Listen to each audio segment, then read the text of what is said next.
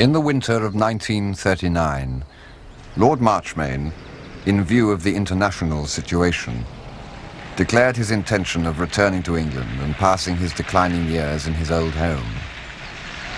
Whatever harsh voices might be bawling into the microphones of Central Europe, and whatever lathes spinning in the armament factories, the return of Lord Marchmain took precedence in his own neighbourhood.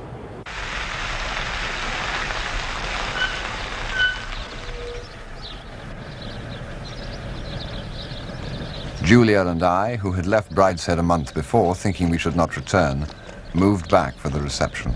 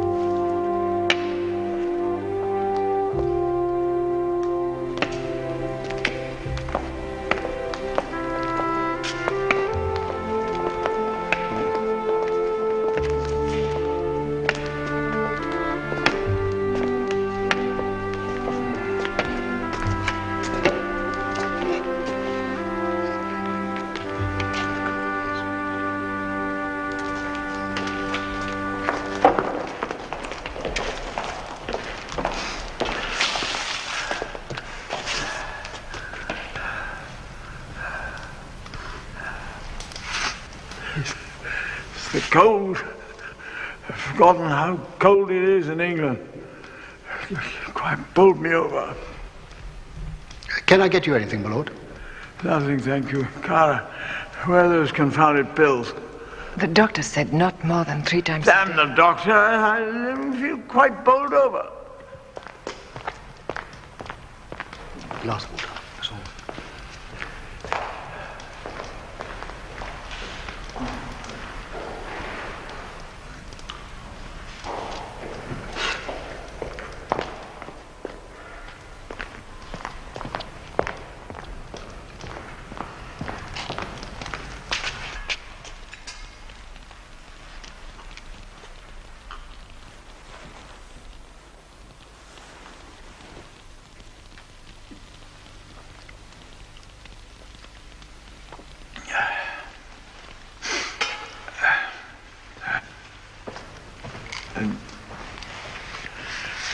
I don't feel tall as a thing today.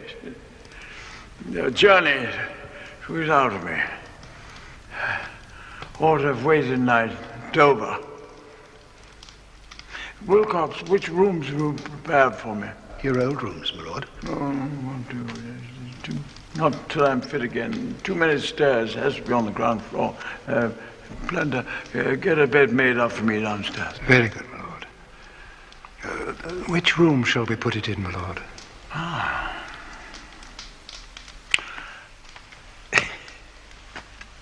The Chinese drawing room. Very good, my lord.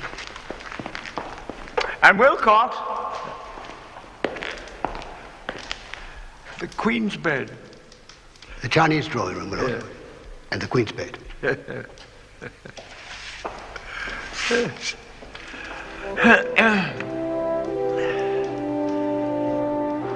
Few things could have caused more stir in the house.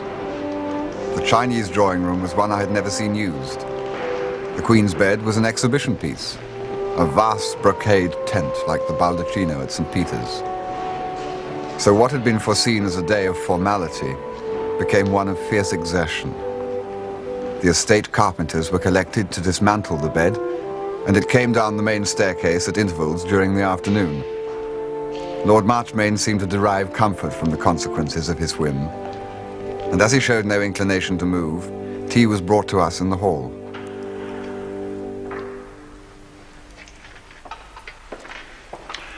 I dare say I shan't really be fit again till the summer comes. Look to you four to amuse me. Tell me the circumstances of Brideshead's courtship. It seems he met her late husband first. They shared the same hobby. What was that? Matchboxes. Admiral Muskrat apparently have one of the finest collections in the country. Matchboxes. Matchboxes? I think she's past childbearing. In Italy, no one believes there's going to be a war. They think it'll all be arranged. I suppose, Julia, you no longer have access to political information. Cara here is fortunately a British citizen by marriage. It's not a thing she customarily mentions, but it may prove valuable. She is legally Mrs. Hicks, you know, my dear. We know little of Hicks, but we shall be grateful to her nonetheless if it comes to war. And you will, I suppose, be an official artist? No, as a matter of fact. I'm negotiating now for a commission in the Special Reserve. Oh, but you should be an artist. I had one with me during the last war for weeks, till we went up the line.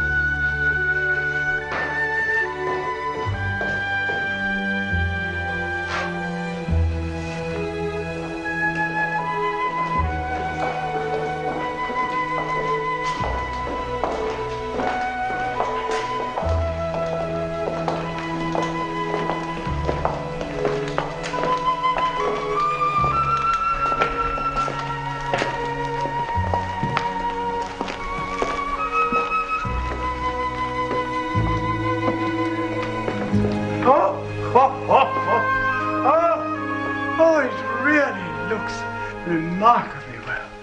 Oh, I do congratulate you. Ah, yes, indeed. Wilcox, I seem to remember a silver basin and ewer. It stood in what we used to call the Irish dressing room. Suppose we put it here on the console. Very good. Send Plender and Gaston to me. Tell them not to worry about the luggage. Just my dressing case and things for the night. Oh, Plender will know. And now, if you'll all leave me, I'll go to bed.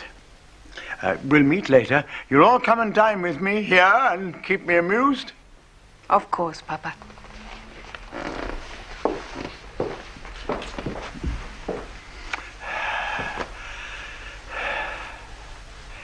Charles, really looks very well, doesn't it? Very well. You might paint it, eh? Call it the deathbed. Did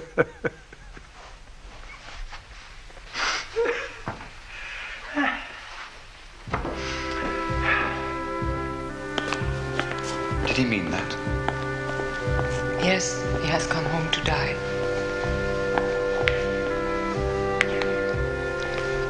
But this afternoon he was speaking so confidently of recovery. That's because he was so ill. When he is himself, he knows he's dying and accepts it. His sickness is up and down. One day, sometimes several days, he's strong and lively and then ready for death. Other days, he's down and afraid. I don't know how it will be when he's more and more down. That will come in good time. The doctors in Rome gave him less than a year. There's someone coming from London, I think, tomorrow, who will tell us more. What is it? His heart. Some long word at the heart. He's dying of a long word.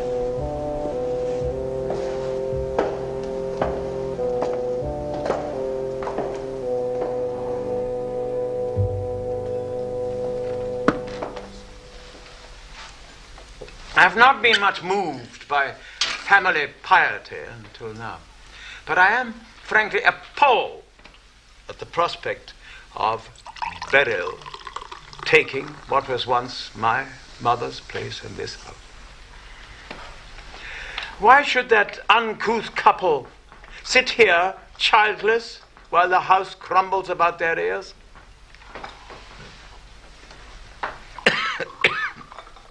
I will not disguise from you that I have taken a dislike to Beryl.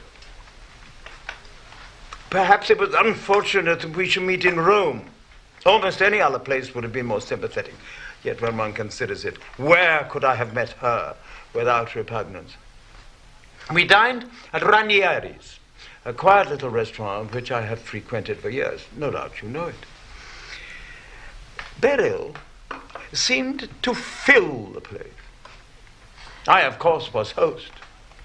But to hear Beryl press my son with food, you would have thought otherwise. Brideshead was always a greedy boy. A wife with his best interests at heart would rather have tried to restrain him, but that's a matter of small importance. No doubt she had heard of me as a man of irregular life. I can only describe her manner to me as roguish. A naughty old man, that's what I was. I suppose she's met naughty old admirals and knew how they were to be humored. I will not attempt to describe her conversation. I will give you one example. They had been to an audience at the Vatican that morning, a blessing on their marriage. And do you know what she said to me? Lord Marchmain, she said, I felt as though it was I who was leading the bride. It was said with great indelicacy. I can't yet quite fathom what she meant. Was she making a play on my son's name, or was she, do you think, referring to his undoubted virginity? I fancy the latter. I don't think she would quite be in her proper element here, do you? Who shall I leave it to? The entail ended with me, you know. Sebastian, alas, is out of the question. Who wants it? Quiz. Would you like it, Cara? No, of course you would not. Cordelia? I think I shall leave it to Julia and Charles. Of course not, Papa. It's Bridie's. And Beryl's? I shall have Gregson down one day soon and go over the matter. It's time I brought my will up to date. It's full of anomalies and anachronisms. I have taken a fancy to the idea of installing Julia here. So beautiful this evening, my dear. So beautiful always. Much more suitable.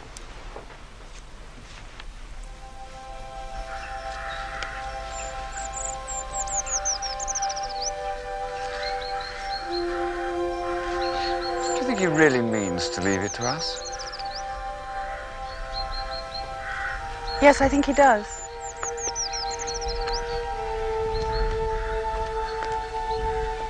But it's monstrous for Bridie. Is it? I don't think he cares much for the place. I do, you know.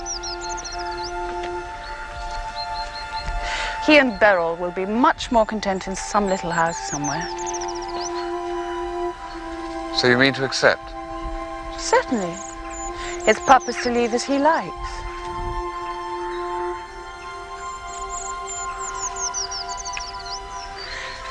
I think you and I could be very happy here.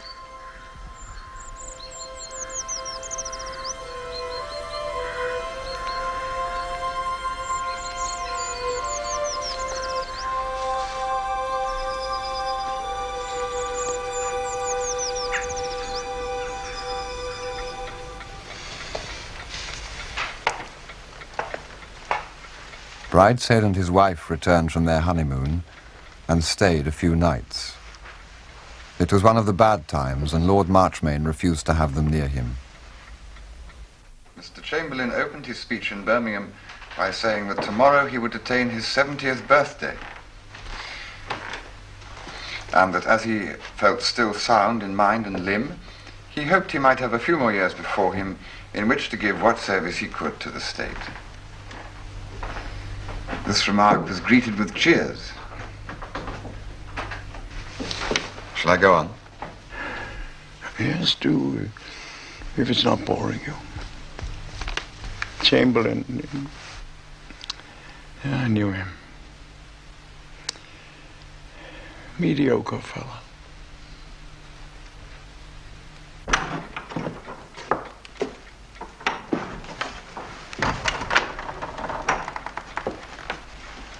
Bridie, I'm sorry.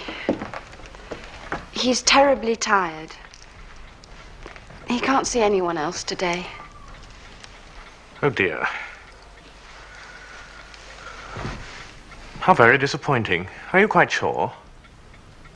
He's very exhausted. Yes, I do see. Perhaps tomorrow he'll be brighter. Well, I'm afraid Beryl simply can't wait any longer. She has to get back to the children. As you can imagine, this is very distressing for her. She was most anxious to see him. You know, she formed an instant liking to him in Rome. One morning, Father Mackay, the parish priest from Melstead, came to call as a matter of politeness. No, don't bother, I'll be all right. Good morning.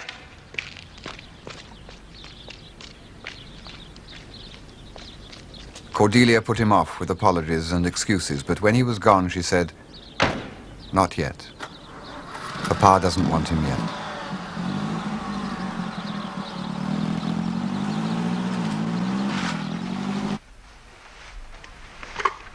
Charles, I see great church trouble ahead. Can't they even let him die in peace? They mean something so different by peace. It would be an outrage. No one could have made it plainer in his life what he thought of religion.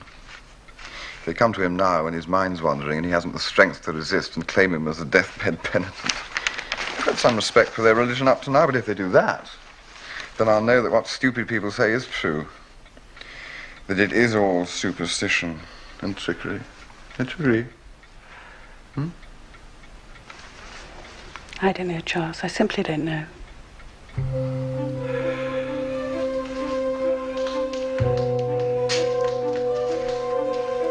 The weeks of illness wore on, and the life of the house kept pace with the faltering strength of the sick man. Oh, no, No, it's too good. I don't believe it. I don't know. No. Cordelia, you didn't let me win on purpose, did you? Of course not, Papa. Wilcox says the painted parlour's ready. Oh. Do you really want to do this? What's that, Julia? Well, Apparently Papa told Wilcox this morning he wants to move to the painted parlour. I've changed my mind. Why should you move? You're comfortable here. Where's she going? Where's she going? Don't worry, Alex. She's coming back. Do you want me to read to you? No. I'll get my revenge first. Oh, you want the whites to win this one?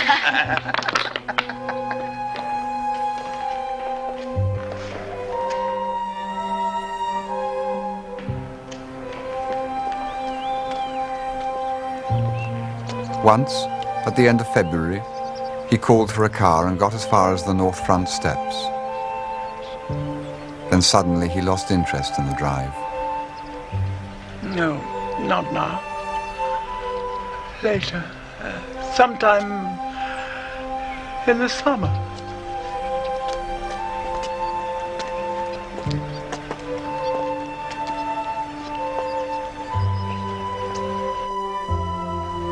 The bad spells became longer and more frequent.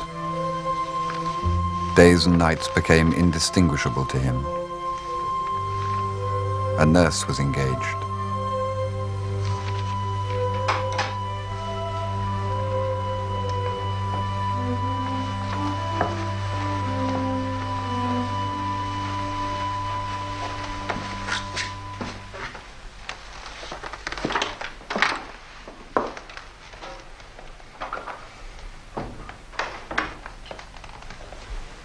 I have a very serious complaint to make, Lady Cordelia.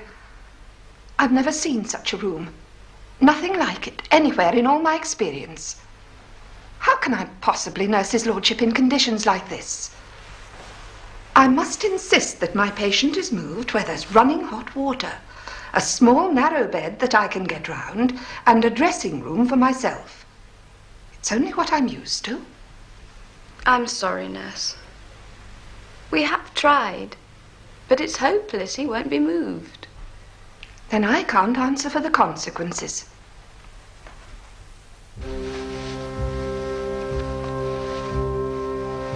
Presently there were no good spells, merely brief fluctuations in the speed of his decline. Bridie was called back. It was the Easter holidays and Beryl was busy with her children. He came alone.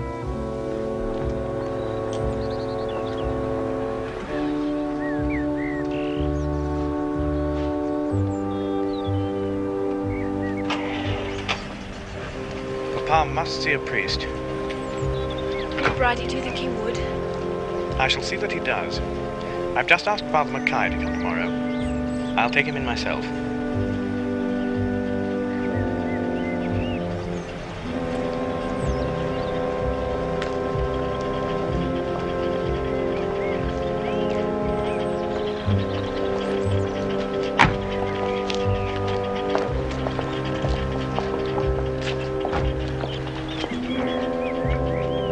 Although none of us had spoken of it, I felt the question ever present through the weeks of Lord Marchmain's illness.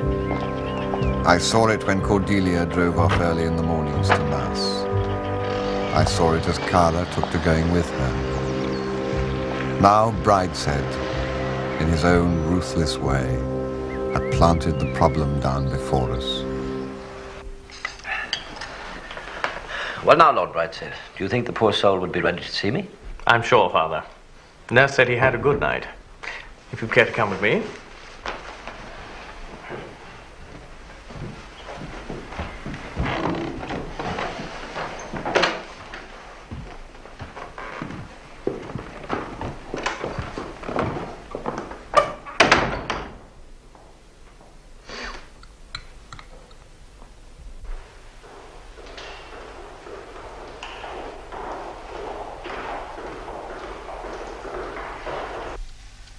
This is all so serious.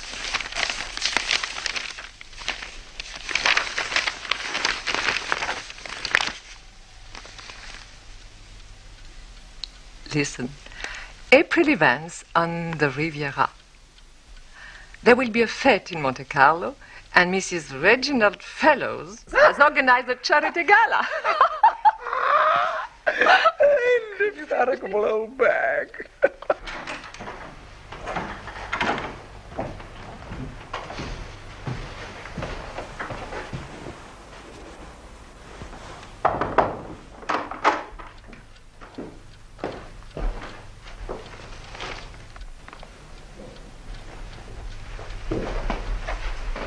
I've brought Father Mackay to see you, Papa.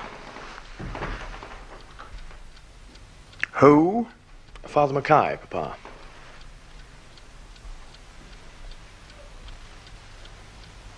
Father Mackay, I'm afraid you've been brought here under a misapprehension. I am not an extremist, and I've not been a practicing member of your church for 25 years. Brideshead. I think you should see Father Mackay out, don't you?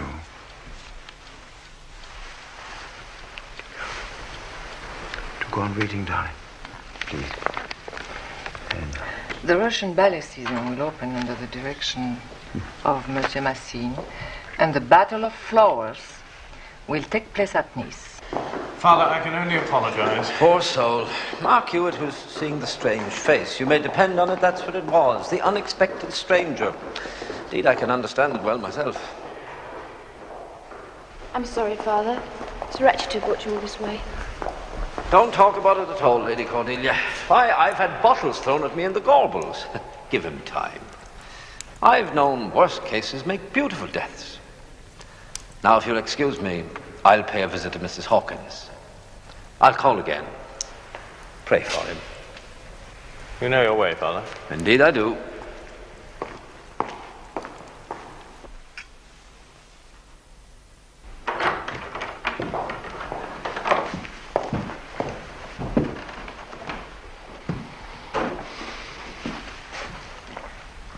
Do I gather the visit was not a success? It was not. Cordelia, will you drive Father Mackay home when he comes down from Nanny's? I'm going to telephone Beryl to see if she needs me at home. Bridie. It was horrible. What are we going to do? We've done all we can for the moment.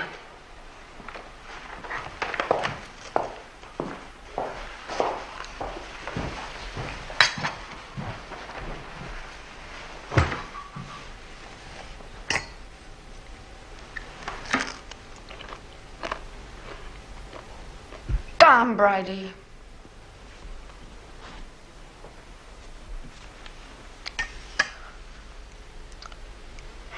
I knew it wouldn't work. I felt triumphant. I had been right, everyone else had been wrong. Truth had prevailed.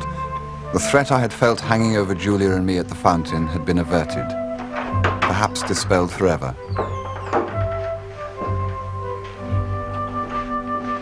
Mumbo Jumbo's off. The witch doctor's gone. Poor Papa. It's great sucks to Bridie. I can't quite see why you've taken it so much to heart that my father shall not have the last sacrament. Well, it's such a lot of witchcraft and hypocrisy, isn't it? Is it? It's been going on for nearly 2,000 years. I really don't know why you should suddenly get so excited about it now. For Christ's sake! Write a letter to the Times. Get up and make a speech in Hyde Park. Start a no-popery riot. But don't bore me about it. What's it got to do with you or me whether my father sees his parish priest?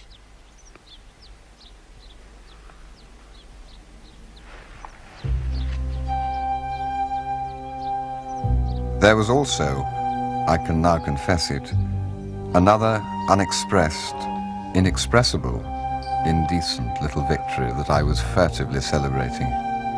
I guessed that the morning's business had put Brideshead some considerable way further from his rightful inheritance. In that I was correct. A man was sent for from the solicitors in London that afternoon. It soon became known throughout the house that Lord Marchmain had made a new will. say. But I was wrong in thinking that the religious controversy was quashed. It flared up again that evening after dinner. What Papa said was, I am not an extremist. I have not been a practicing member of the church for 25 years. Not the church, your church. I don't see the difference. There's every difference. Bridie, it is perfectly plain what he meant. I presume he meant what he said. He meant he was not accustomed regularly to receive the sacrament, and since he was not at that moment dying, he did not intend to change his ways yet. But that's simply a quibble. Why do people always think one is quibbling when one tries to be precise? His plain meaning was that he did not wish to see a priest that day, but that he would when he was in extremis.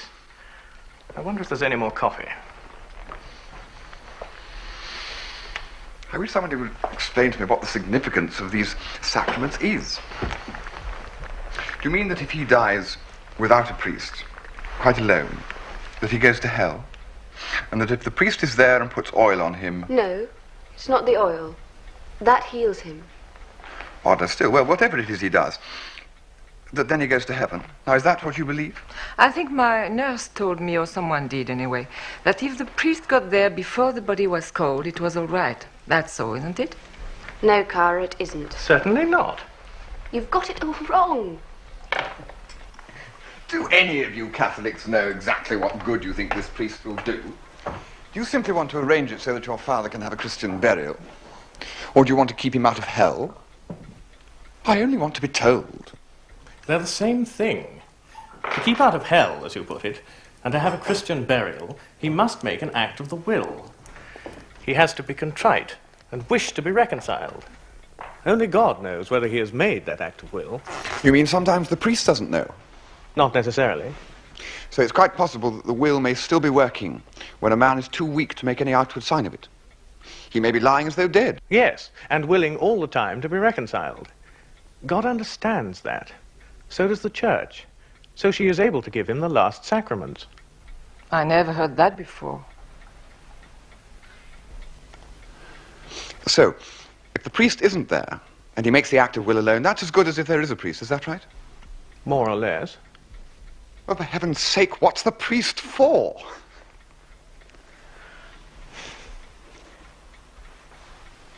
All that I know is that I shall take very good care to have a priest. Bless you. I believe that's the best answer.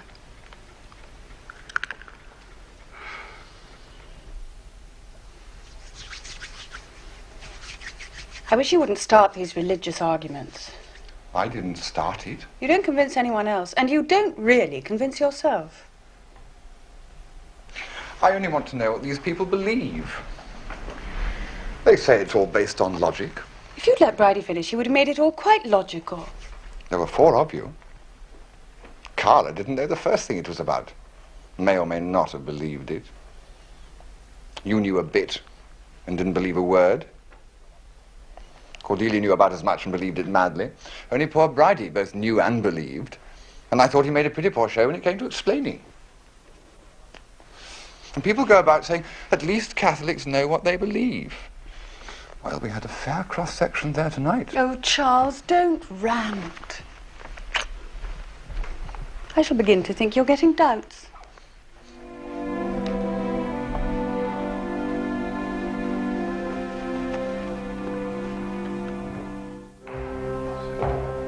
The weeks passed, and still Lord Marchmain lived on.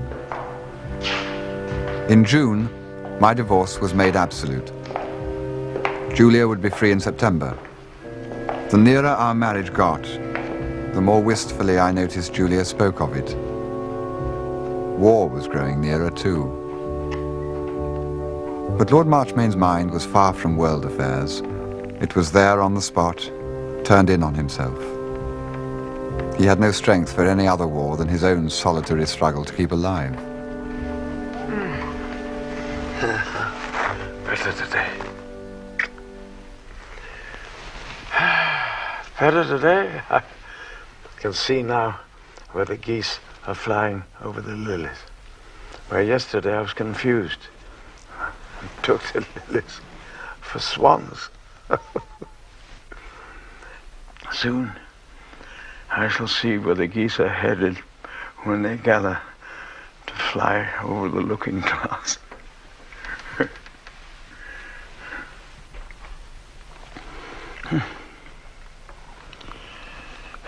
Better tomorrow.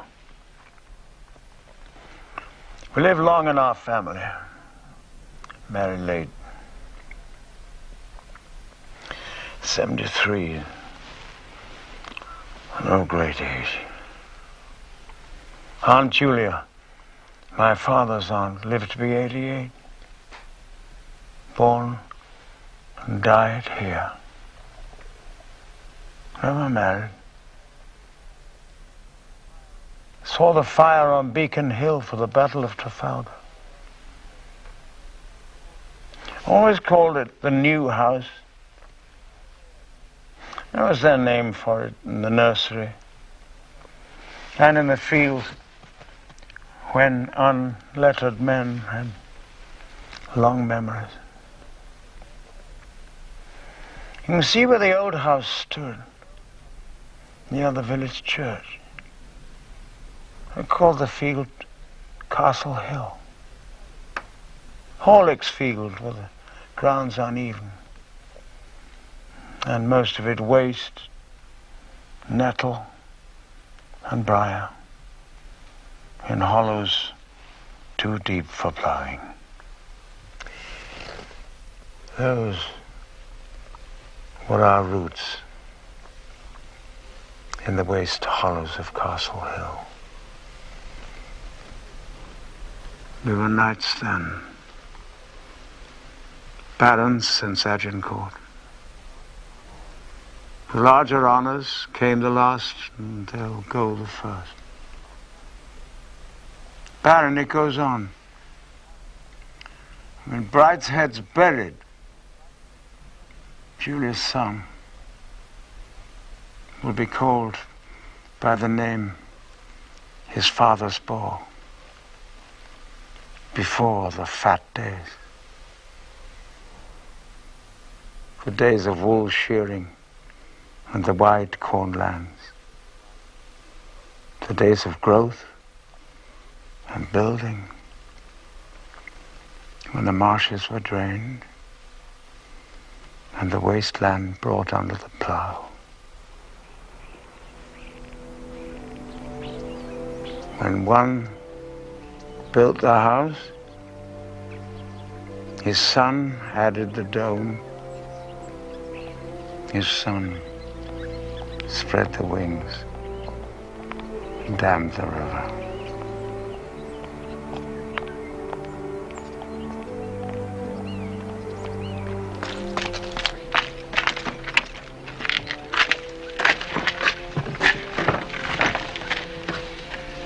He's got a wonderful will to live, hasn't he? Would you put it like that? I'd say a great fear of death. Is there a difference? Oh, dear me, yes. He doesn't derive any strength from his fear. It's wearing him out. Goodbye, Mr. Ryder.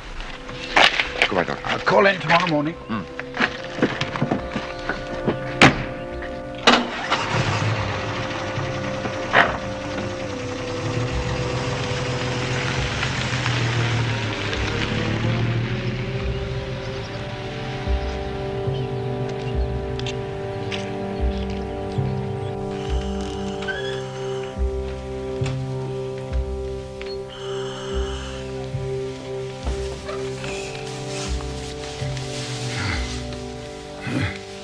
Better today.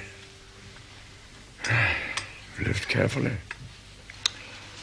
Protected myself from the cold winds. Eaten moderately of what was in season. Drunk fine claret. Slept in my own sheets. I shall live long. When I was 50, they dismounted us and sent us up the line. Old men stay at the base, the orders said. But Walter Venables, my commanding officer, my nearest neighbor, he said, "You're as fit as the youngest of them, Alex. So I was. So I am now. If I could breathe.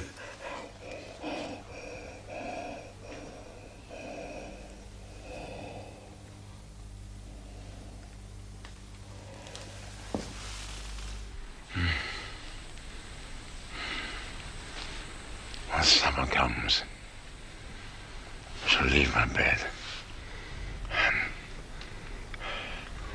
sit in the open air, breathe more freely. When the wind comes down the valley, and the man can turn to meet it, fill himself with air, like a beast of water. God take it, wife, they dug this hole for me. Was the man stifled to death in his own cellar? Brenda, Gaston, open the windows. The windows are all wide open, my lord. It's empty. Look, nurse, there's nothing comes out. No, Lord Marchmain, it's quite full. You can tell from this dial here. It's at full pressure. Listen, can't you hear it hiss? Now. Try and breathe slowly, Lord Marchmain. Quite gently. Then you'll get the benefit. There.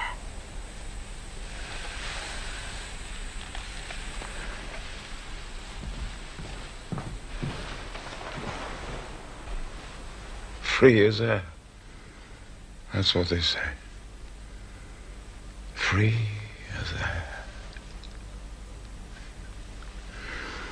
Now they bring me my air in an iron barrel. I was free once. I committed a crime in the name of freedom.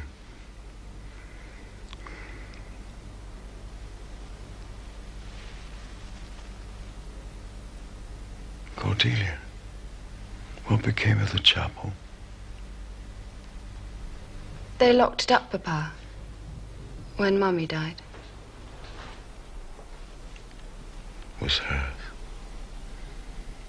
I built it for her. There was a chaplain here until the war. You remember him? I was too young. Then I went away. I left her praying in the chapel. It was hers. It was the place for her. I never came back to disturb her prayers. They said we were fighting for freedom. Had my victory. Is that a crime?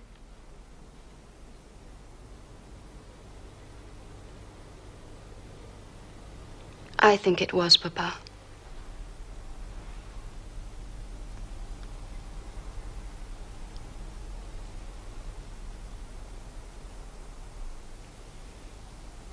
Do you think that, child?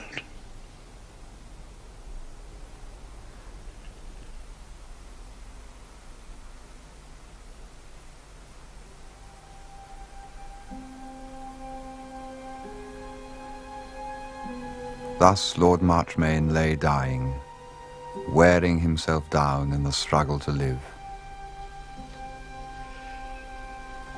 Since there was no reason to expect an immediate change, Cordelia went to London to see her women's organisation about the coming emergency.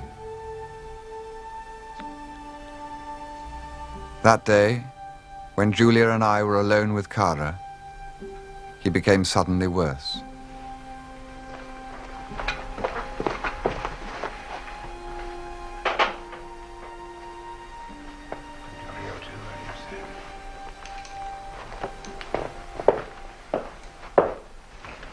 Is he dying? It's difficult to say. When he does die, it'll probably be like this. He may recover from the present attack. The only thing is not to disturb him. The least shock will be fatal. I'm going to telephone Father Mackay.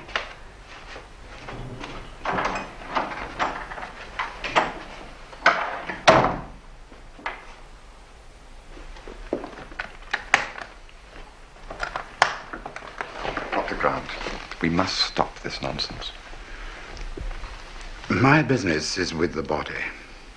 It's not my business to argue whether people are better alive or dead, or what happens to them after death. I only try to keep them alive. And you said just now that the least shock would kill him. What could be worse for a man who fears death as he does than to have a priest brought to him? A priest he turned out when he had the strength. I think it may kill him. Then you will forbid it. I have no authority to forbid anything. I can only give an opinion. Doctor. Excuse me.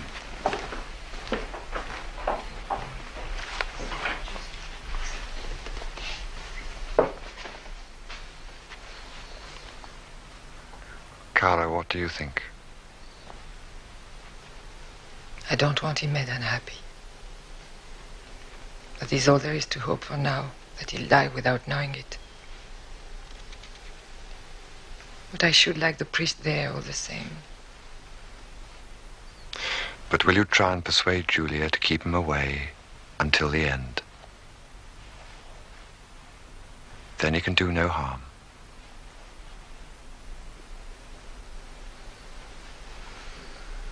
I will ask her to leave Alex happy. Yes.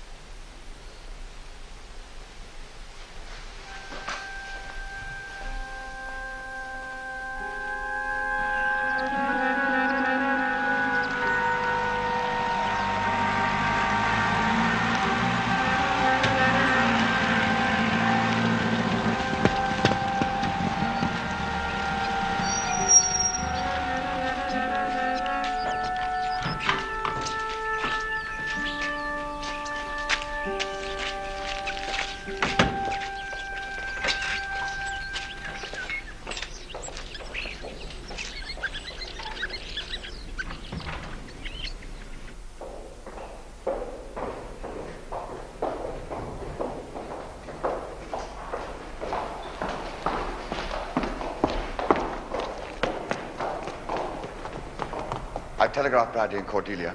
I hope you agree that nothing should be done until they arrive. I wish they were here now. You can't take the responsibility alone. Everyone else is against you. Dr. Grant, tell her what you told me just now. I said that the shock of seeing a priest might well kill him. Without that, he may survive this attack. As his medical man, I must protest against anything being done to disturb him. Cara. I know you're doing for the best, Julia. But you see, Alex was not a religious man. He scoffed always. We mustn't take advantage of him now he's weak to comfort our own consciences. If Father Mackay comes to him when he's unconscious, then he can be buried in the proper way. Can he not, Father? I'll go and see how he is. Father Mackay, do you remember how Lord Marchmain greeted you the last time? I think it possible he can have changed now. Thank God, by his grace, it is possible. Perhaps you could go in while he's sleeping. Say the words of absolution over him. He would never know. I've seen so many men and women die. I never knew them sorry to have me there at the end. Yes, but they were Catholics. Lord Marchmain has never been one except in name.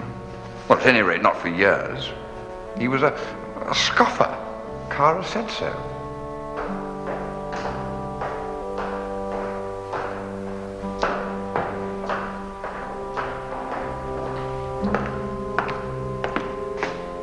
There's no change. Now, Doctor, how could I be a shock to anyone?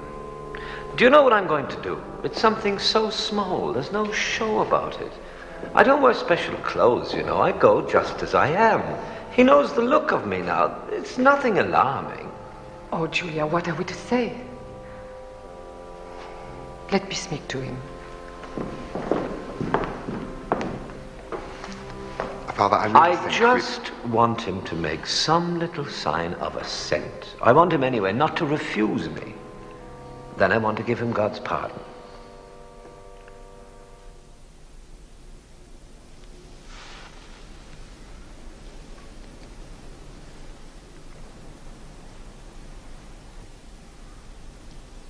Alex?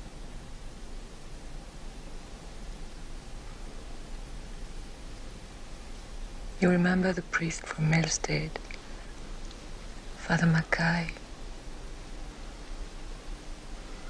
You were very naughty with him when he came to see you.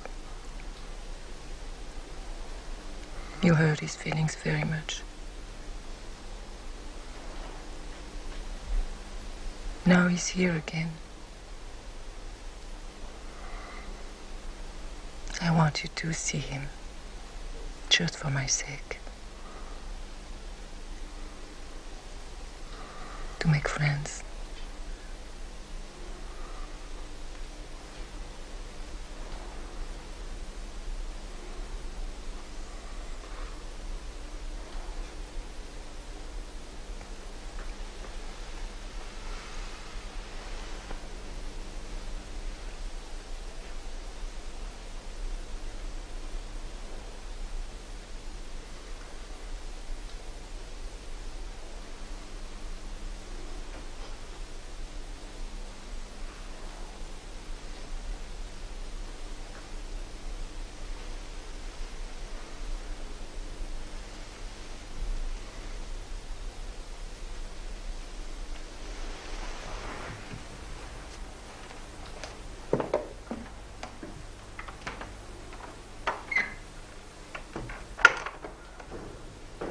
Though it's not essential, I want to anoint him. It's nothing. A touch of the fingers, a little oil from this box. Nothing to hurt him.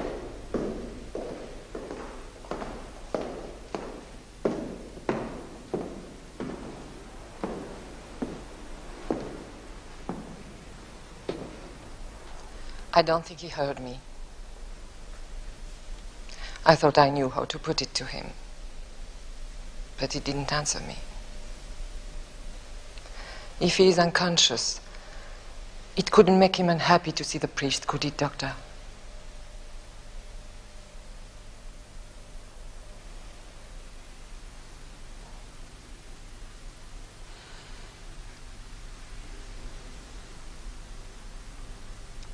Thank you for your advice, Doctor.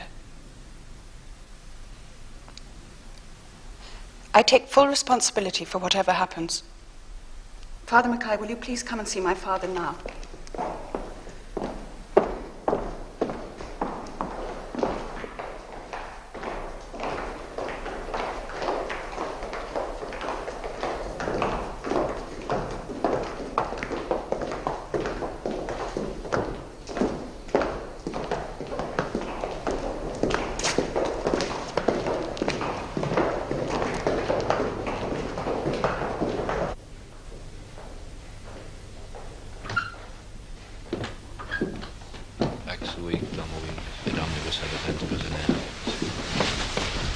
You won't disturb him now. Do you mean? No, no. It is past noticing anything.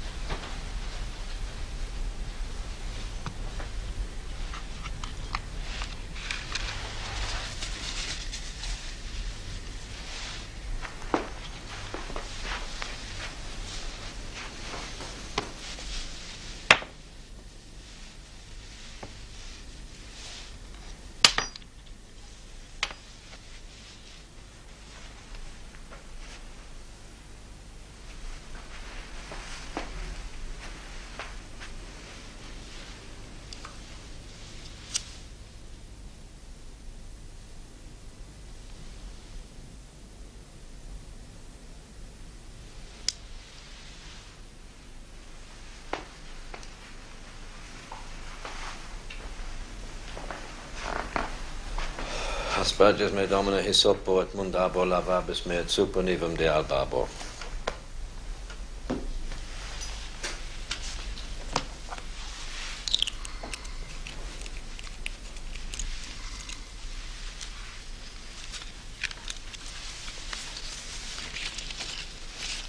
Now, I know that you are sorry for all the sins of your life, aren't you? Make a sign if you can. You are sorry, aren't you? Try and remember your sins and tell God that you are sorry. I'm going to give you absolution. And while I am giving it, tell God that you are sorry that you have offended him.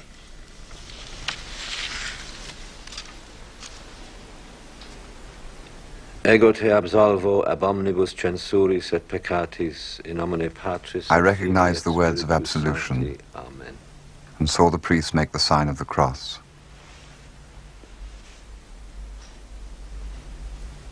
Then I knelt too and prayed. O God, if there is a God, forgive him his sins, if there is such a thing as sin.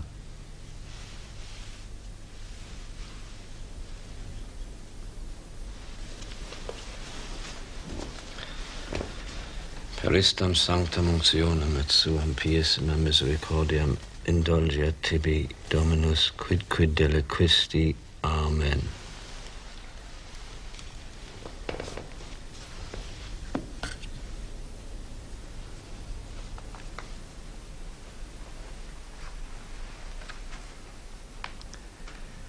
Confitio Deo omnipotenti, Beate Maria, Semper Virgine, Beato Michaele Arcangelo, Beato Ioanni Baptistes, Sanctis Apostolis, Petro et Paulo, omnibus sanctis et tibi pater, quia peccavi nimis cogitatione, verbe et opera, mea culpa, mea maxima. I suddenly felt the longing for a sign, if only of courtesy, if only for the sake of the woman I loved, who knelt in front of me, praying, I knew, for a sign. It seemed so small a thing that was asked, the bare acknowledgement of a present, a nod in the crowd. I prayed more simply, God, forgive him his sins, and please God, make him accept your forgiveness. So small a thing to ask. Ego facultate mihi ab apostolica sede tributa indulgentiam plenariam et remissionem omnium peccatorum tibi concedo, et benedico te in nomine Patris et Filii et Spiritus Sancti. Amen.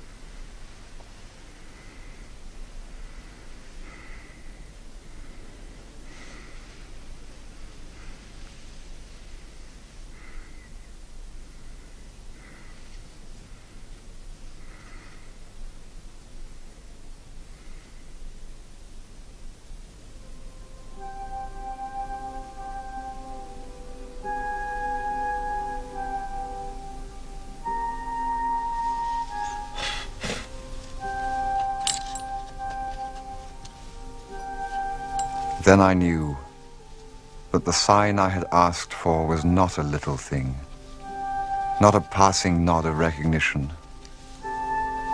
And a phrase came back to me from my childhood of the veil of the temple being rent from top to bottom.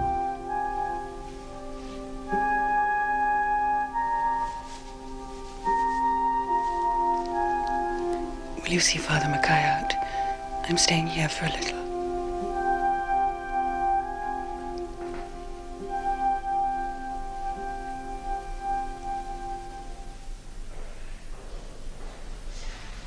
Now that was a beautiful thing to see. I've seen it happen that way again and again.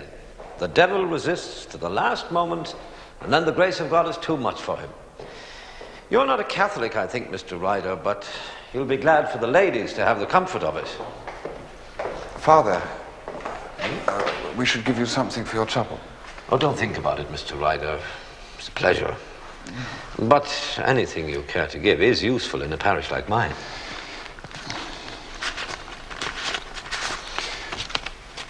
Is this all right? Well, that's more than generous, Mr. Ryder. God bless you.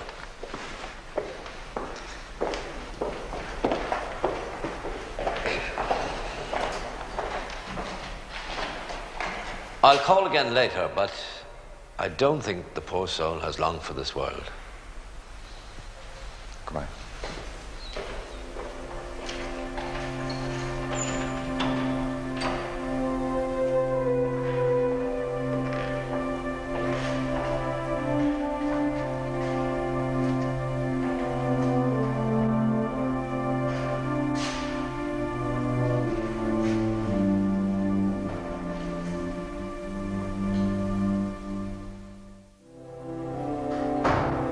Julia remained in the Chinese drawing room until at 5 o'clock that evening her father died, proving both sides right in the dispute, priest and doctor.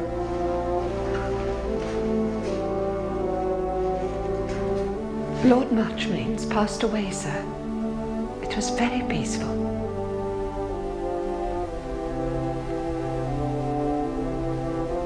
If you'll excuse me, sir.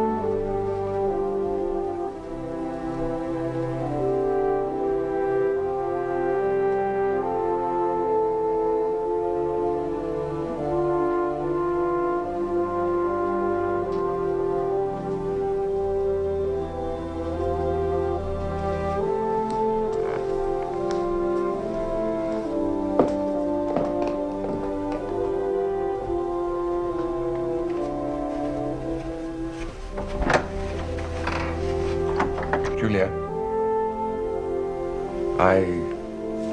Not now. I'm taking Cara to her room. Later.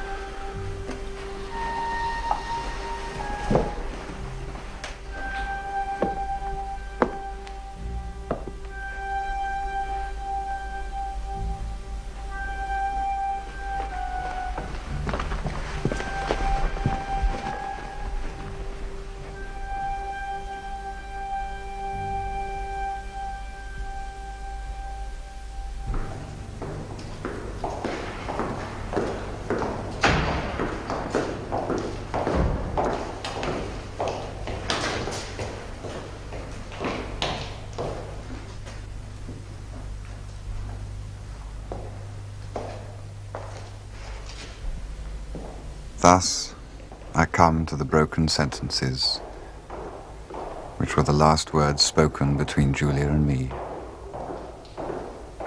the last memories. While she was still upstairs, Brideshead and Cordelia arrived from London.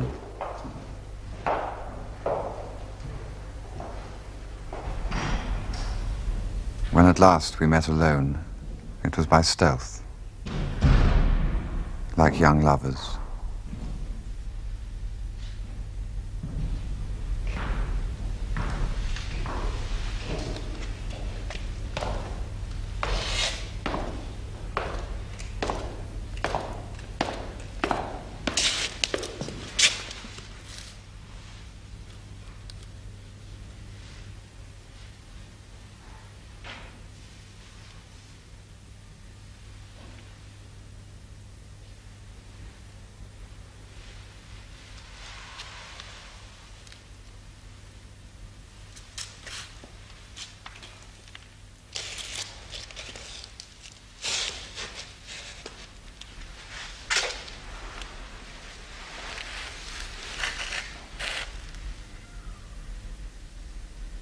here on the stairs a minute to say goodbye. So long. To say so little.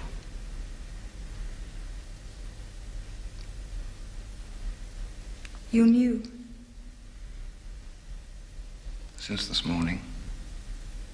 Since before this morning, all this year.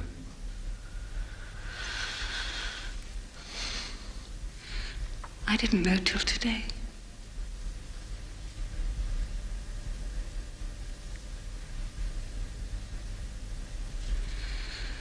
Oh, my dear, if you could only understand, then I could bear to part, or bear it better.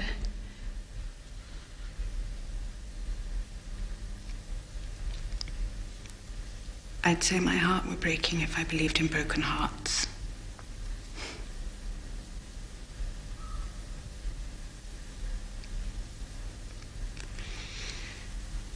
I can't marry you, Charles. I can't be with you ever again. I know. How can you know?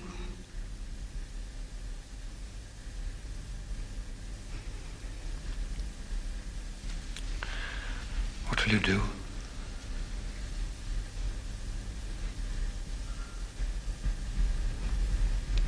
Just go on. Alone.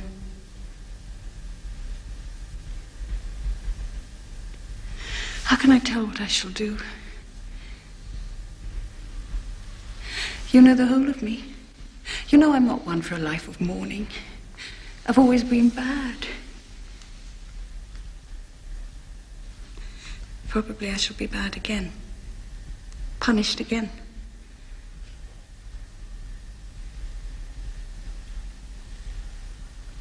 But the worse I am, the more I need God. I can't shut myself out from his mercy.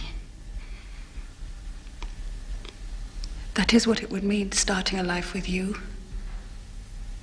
Without him.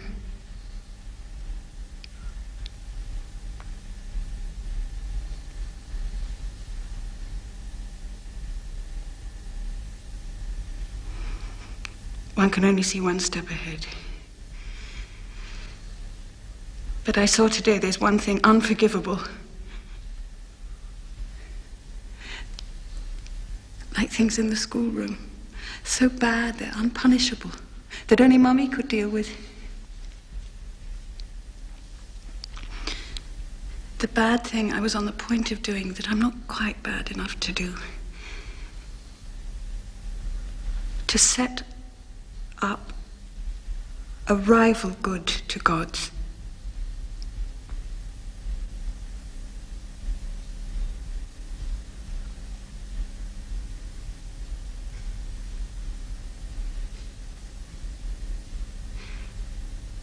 It may be because of Mummy, Nanny, Sebastian, Cordelia. Perhaps Bridie and Mrs. Muspratt, keeping my name in their prayers.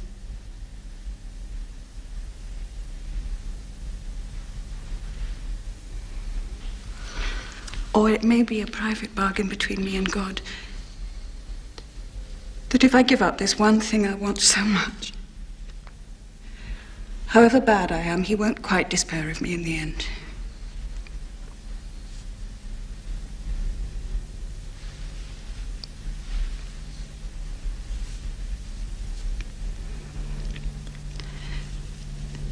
Now we shall both be alone. And I shall have no way of making you understand. I don't want to make it easier for you. I hope your heart may break. But I do understand.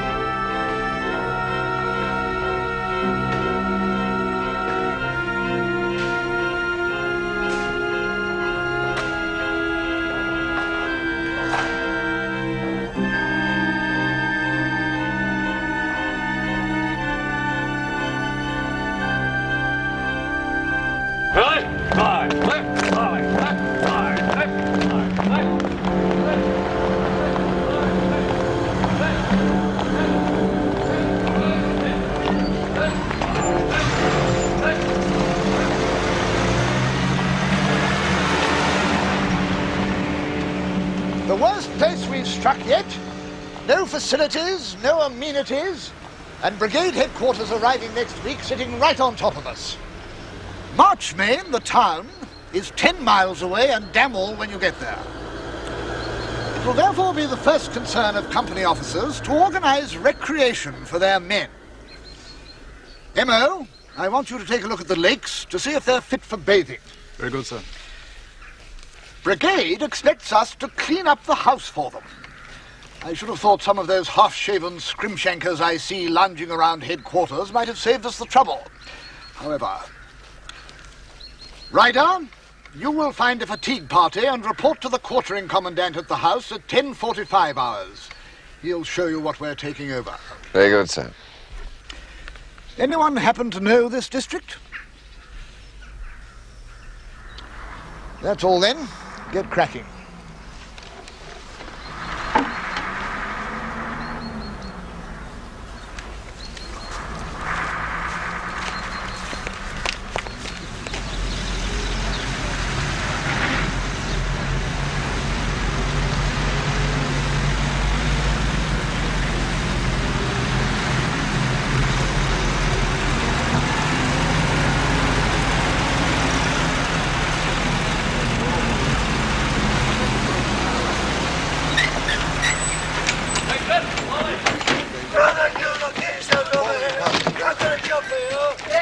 Good morning, sir. Morning. Fatigue party reporting for duty. Well done. Ah, it's a wonderful place in its way. Pity to knock it about too much. Come in, I'll show you over. Thank you, sir. It's a vast warren, but we've only requisitioned the ground floor and half a dozen bedrooms, so everything else upstairs is private property.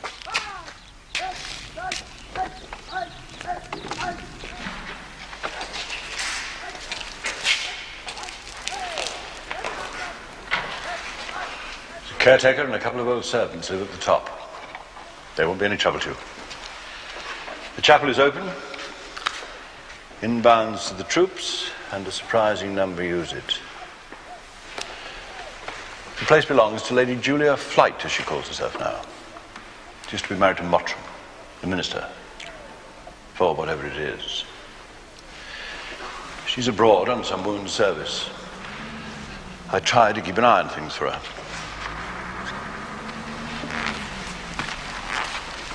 Surprising the old Marquis leaving everything to her. A bit rough on the boys. Thank you. This is the signals room. Plenty of space anyway. The last lot made absolute hay of the place. Rather a shame. Pity we didn't have those paintings covered up. Modern work, I think. But if you ask me, quite the prettiest in the place. Somebody's made rather a beast of himself there.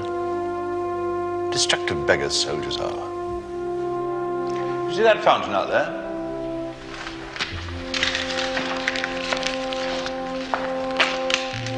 Rather a tender spot for our landlady. The young officers used to lark about in it on guest nights, and it was all looking a bit the worse for wear. So I boarded it up and turned the water off. Florid great thing, isn't it?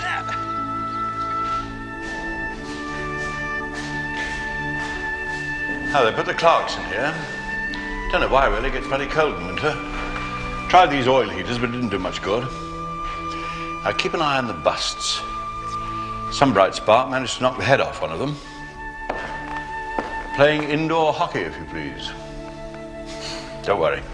It won't be charged to your lot.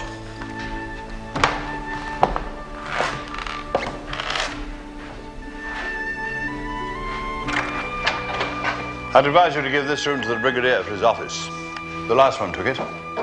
Next door's no good. It's got a bloody great bed in it. And a load of Chinese furniture. Always reminds me of one of the Costa knocking shops. You know, La Maison Japonaise.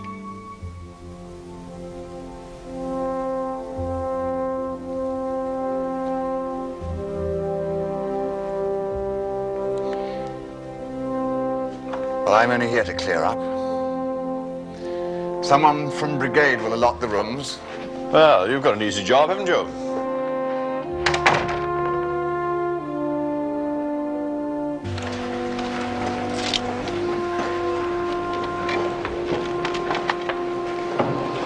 Well, if you've seen everything, I'll push off. Good day to you. Good day, sir.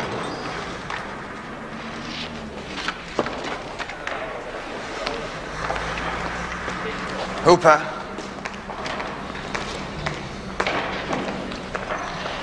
Is there any chance I can safely leave you in charge of the working party for half an hour? I was just wondering if we could scrounge some tea. For Christ's sake, you've only just started. They're awfully browned off. Keep 'em at it. Rightio.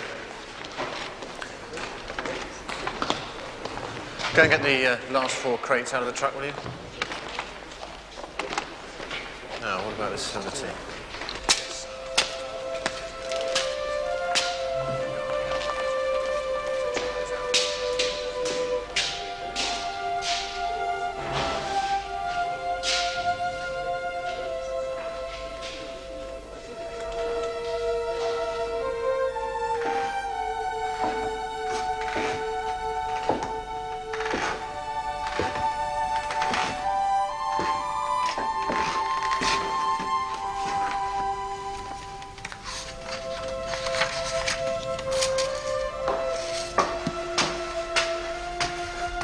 Isn't it, Mr. Ryder? It is. I was wondering when I'd meet somebody I knew. Mrs. Hawkins is still in her old room. I was just going to take her some tea. I'll take it for you. Very good, sir.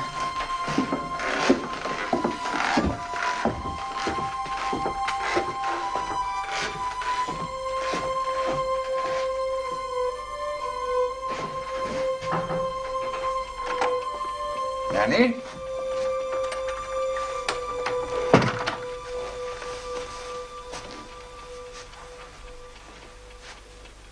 Hello?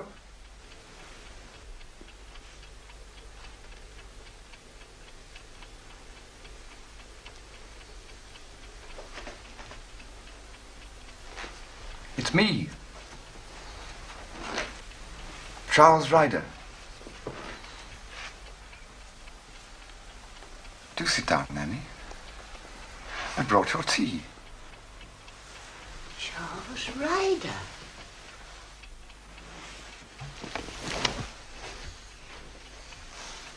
Lady Julia's not here. Only myself here and the 2 girls and poor Father Membling, who was blown up. Not a roof to his head, not a stick of furniture, till Julia took him in with the kind heart she's got, and his nerve something shocking. Oh, did you listen to Mr. Mottram last night? Oh, very nasty about Hitler he was. I said to Effie, the girl who does for me, I said, if Hitler was listening and if he understands English, which I doubt, he'll feel very small.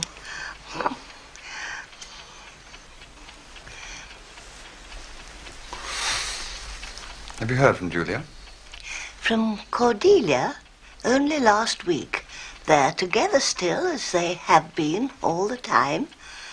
And Julia sent me love at the bottom of the page. They're both very well, but they couldn't say where. But Father Membling said, reading between the lines, it was Palestine, which is where Frida's Yeomanry is. So that's all very nice for them. Cordelia said they were all looking forward to coming home after the war, which I'm sure we all are. Though whether I live to see it is another story.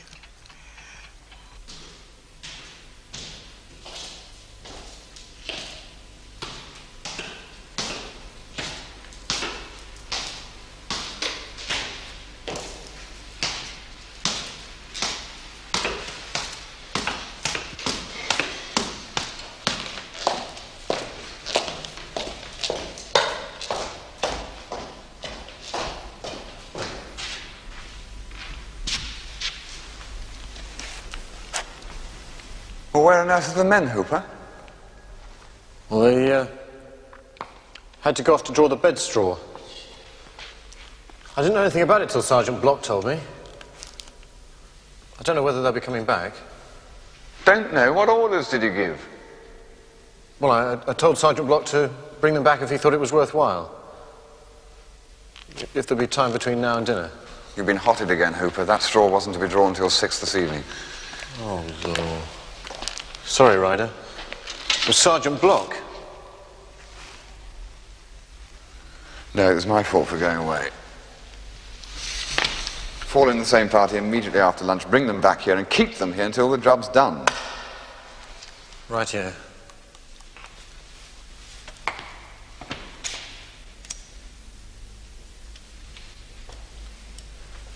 Oh, thanks.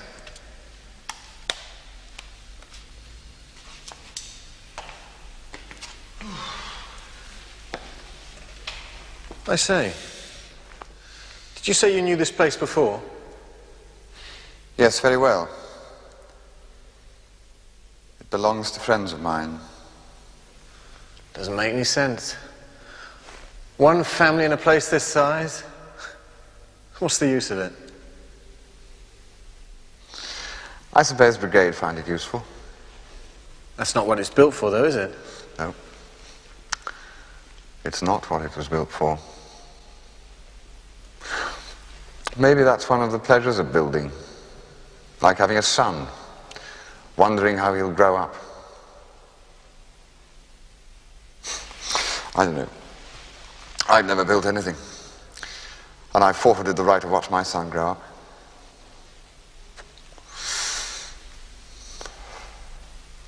I'm homeless, childless, middle-aged, and loveless, Hooper.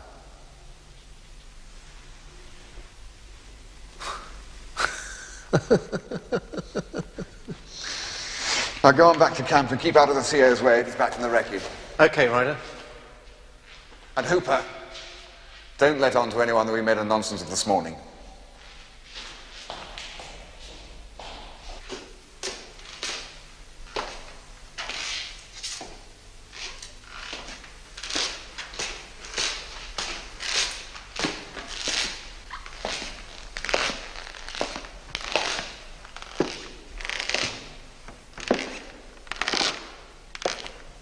The chapel showed no ill effects of its long neglect. The paint was as fresh and bright as ever, and the lamp burned once more before the altar. I knelt and said a prayer, an ancient, newly learned form of words. I thought the builders did not know the uses to which their work would descend. They made a new house with the stones of the old castle. Year by year, the great harvest of timber in the park grew to ripeness, until, in sudden frost, came the age of Hooper. The place was desolate, and the work all brought to nothing. Quo modo sedet sola civitas, vanity of vanities, all is vanity. And yet, I thought, that is not the last word. It is not even an apt word, it is a dead word from 10 years back. Something quite remote from anything the builders intended had come out of their work, and out of the fierce little human tragedy in which I played, something none of us thought about at the time. A small red flame, a beaten copper lamp of deplorable design relit before the beaten copper doors of a tabernacle.